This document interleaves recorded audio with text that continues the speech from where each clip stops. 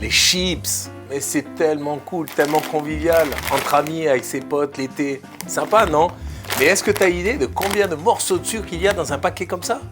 Moi, ce que je te propose aujourd'hui, déjà, c'est de faire ça. Et deuxièmement, c'est de faire nos chips nous-mêmes. On va faire des chips de légumes et aussi des chips de lentilles. On y va? Chips de lentilles. Regarde, on va prendre des lentilles qu'on va réduire en farine. Tu mets tes lentilles à l'intérieur. Mais attention, ça va faire un peu de bruit. On y va? C'est parti. Regarde ça. Et là, t'as pas l'odeur, hein. Mais je peux dire ça sent vachement bon. Là, on va rajouter un petit peu d'eau à l'intérieur, comme ceci. On va rajouter quelques épices, voilà, comme ça. Et on va obtenir ici une sorte de pâte. Tu vois, en fait, ça doit donner ça. Prochaine étape, on va préchauffer le four, 120 degrés, air pulsé, mais pas trop de ventilation. Pendant ce temps, vous prenez une feuille de papier sulfurisé, papier à pâtisserie, et puis vous étalez la masse dessus, comme ceci. Ensuite, ici maintenant, on étale. C'est bien, c'est un peu comme aux travaux manuels à l'école finalement. Là, je suis en train de faire un chips géant qu'on va couper après. Voilà, maintenant sur une plaque de cuisson, on va bien l'étaler bien à plat et on met à peu près 15 minutes juste pour pré-cuire, juste avant de le découper. Ok, c'est parti. 15 minutes later. Ah, 15 minutes. Bon là, je pré-découpe mes chips de lentilles. Je vais faire des losanges. Et voilà, là on est bon. Maintenant, je remets à cuire pour encore 30 minutes, toujours à 120 degrés. Et pendant que les chips de lentilles cuisent, nous, on va préparer les légumes. On va déjà, dans un premier temps, les peler. Ce qu'il y a de cool, c'est que vous pouvez prendre tous les légumes que vous avez dans le frigo. Là, j'avais une patate douce, je l'ai prise.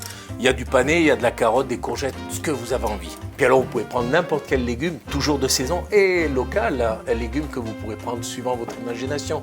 Faites-vous plaisir, vraiment. Mais n'oubliez pas un truc, c'est les couleurs. Vous savez qu'au niveau des couleurs, il y a des codes. Par exemple, on essaie de privilégier toujours 4 couleurs fondamentales. Pensez, le drapeau italien, vert, blanc, rouge et une couleur sombre.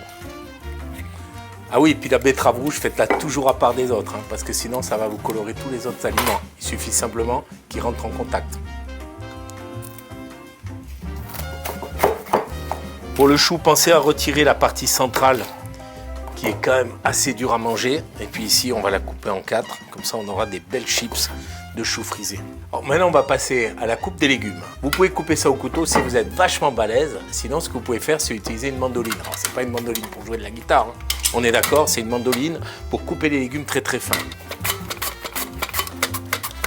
Alors quand vous avez des légumes qui sont assez étroits, comme la carotte par exemple, ou le début du pané, mettez votre légume en biais, comme ça vous allez obtenir une tranche qui sera beaucoup plus grande, parce que ça va rétrécir à la cuisson. Et enfin, en dernier, ma betterave, qui vous l'avez compris, va tout colorer, donc je la mets toujours à part.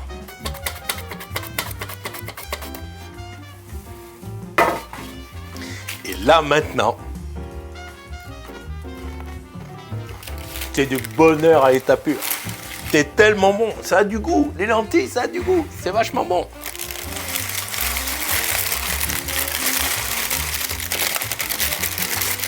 Eh, c'est pas bien compliqué, hein. Et maintenant, les légumes. Alors pour cela, un petit peu d'huile, mais vraiment pas trop, hein.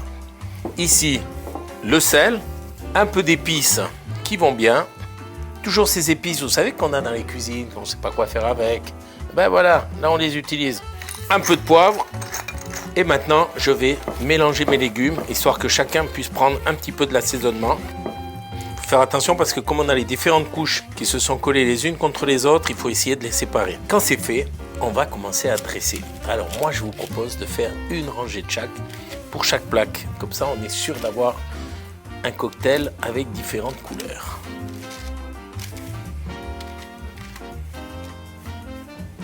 Et vous avez remarqué que les betteraves, je les fais en dernier, parce que regardez mes mains. Ça m'évite de tacher les autres légumes.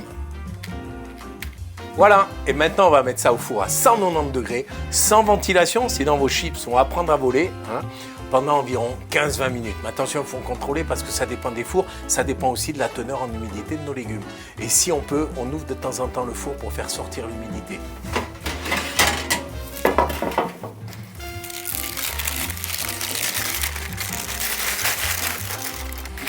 Allez, ces couleurs, c'est magnifique les couleurs.